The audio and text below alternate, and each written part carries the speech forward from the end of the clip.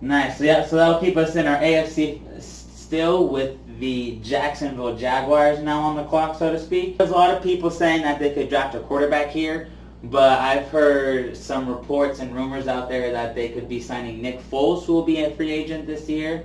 So I think the Jacksonville Jags are going to go after that Super Bowl champion right there in their quarterback, because Blake Bortles isn't the answer. Really, like, Blake Bortles is not very good as a quarterback when you're looking for the NFL. I think their experiment has run out, and I think their fan base is due a winning quarterback, and I think that Nick Foles will be that guy. So I have them staying on that offense with tight end T.J. Hockenson out of Alabama.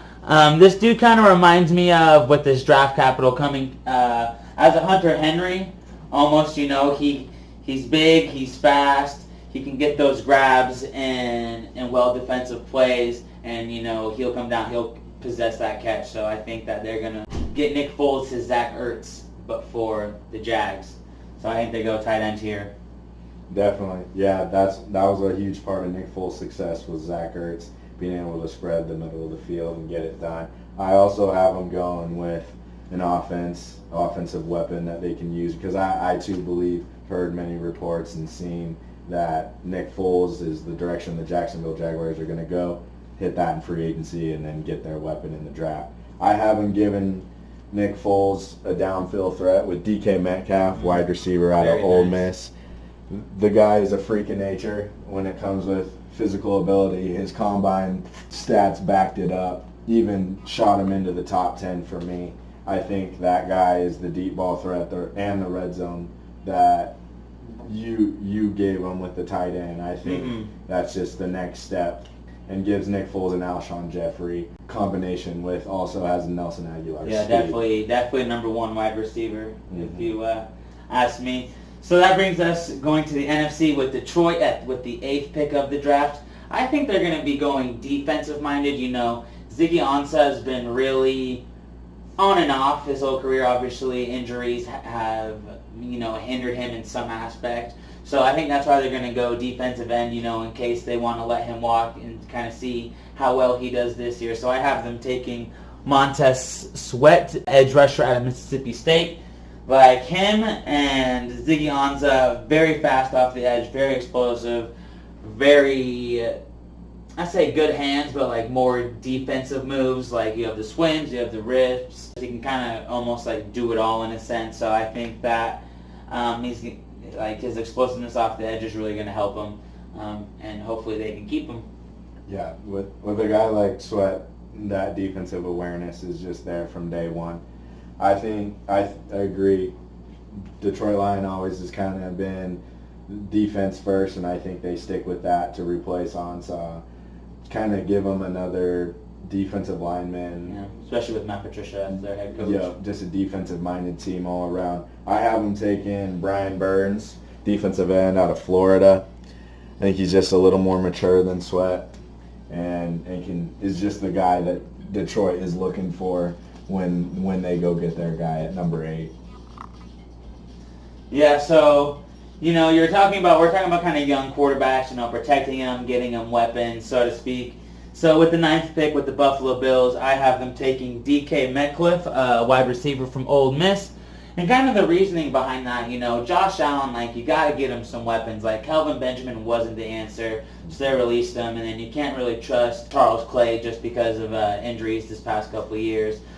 So I think they go and get themselves a number 1 receiver with a ridiculously fast 40 time for, how big and how heavy he is. So I think that, with that connection between Josh Allen and Metcalf, it'll be really helpful for them, especially because they're both young. So, maybe they can be, with the franchise for a long time and hopefully get big wins for them. So I have them. I got DK at the 9th pick of the draft. Definitely top 10 for this guy. I don't see him dropping below 10.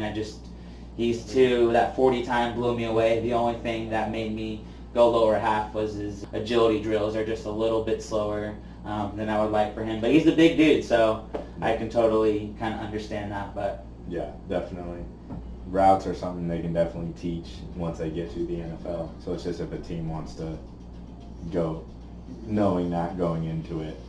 And I agree. I think if Metcalf was still on the board for me, I think the Bills take him without a doubt. They get, like you said, Josh Allen, another weapon.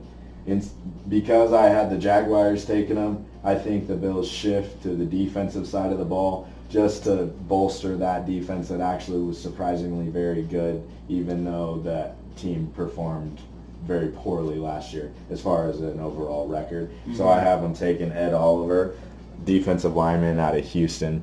I don't know if you guys have ever seen the show Last Chance U, but he starred on that. It's a Netflix series, a little documentary, community college.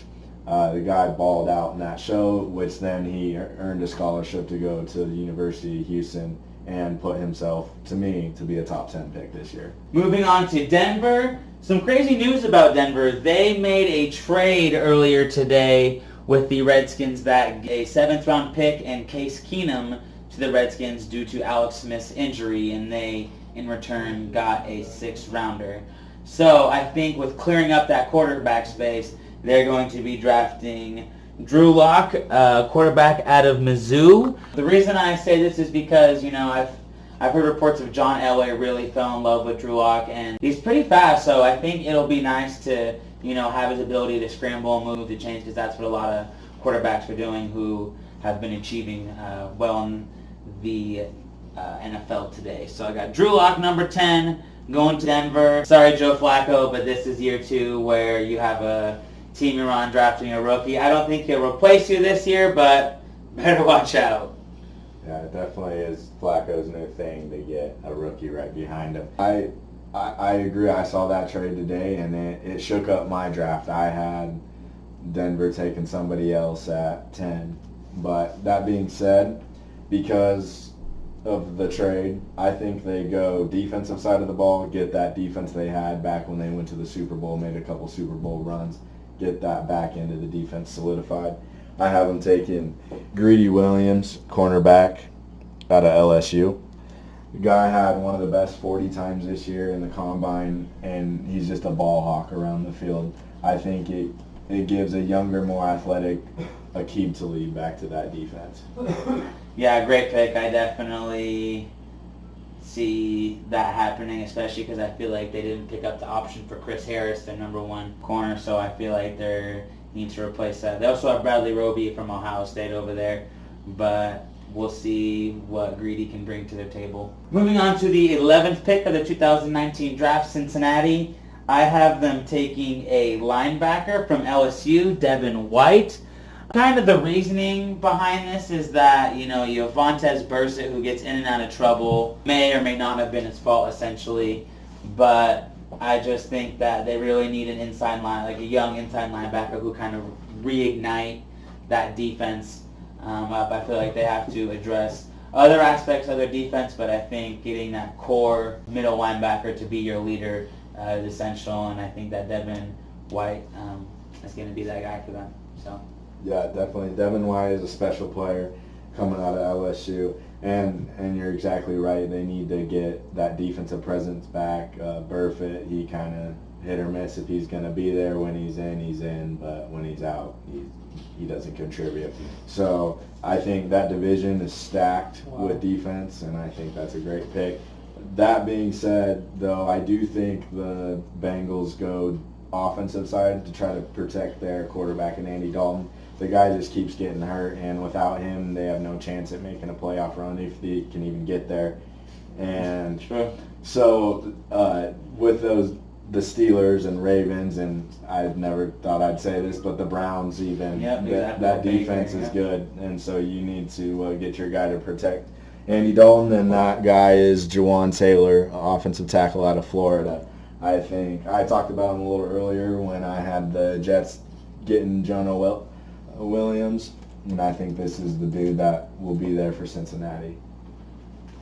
Nice. Yep, that moves us to our 12th pick of the draft with the Green Bay Packers. And, there's a lot of options that Green Bay can take, especially because they have a later pick in the draft from the Saints. However, I feel like they're going to go defensively because they kept losing games because they're just getting straight outscored, even by the bad teams. So I think that they address some of those needs, and I think one of the ways they do that is taking Rashawn Gary from Michigan. Like you said, this dude is mature, can lead teams, played in a very heavy competition league in the Big Ten. So I think that Green Bay addresses some of their needs in the draft with that D lineman. I think they're going to go other routes in the offseason for free agents, but I think that Gary was going to kind of be that guy. So Green Bay will be taking Rashawn Gary with the 12th pick of the draft. I agree with you that Green Bay needs to get that defense squared away because, like you said, their offense put up numbers, but they just couldn't keep the other team out of the end zone last year. And I have them picking Devin White, linebacker out of LSU. I think, just like you said last pick, with Cincinnati taking him, I think that guy is one of the best linebackers we have to offer this year in the draft. Mm-hmm. And with Clay Matthews and Nick Perry on their way out or retiring, I think that's their next linebacker that takes them back to that Packers defense you always hear about. Mm-hmm. Miami Dolphins with the 13th pick going back to the AFC East. They aren't going to be drafting a quarterback, even though they haven't had really any success in the past. I just think that the guys who they wanted, with Kyler Murray, Dwayne, and Drew Lock, that they're going to wait till next year or even try and put the Band-Aid on one of the free agents out there. I think that maybe Tyrod Taylor will be a guy they could be looking at just because guy can play, so he can make the passes, he can run.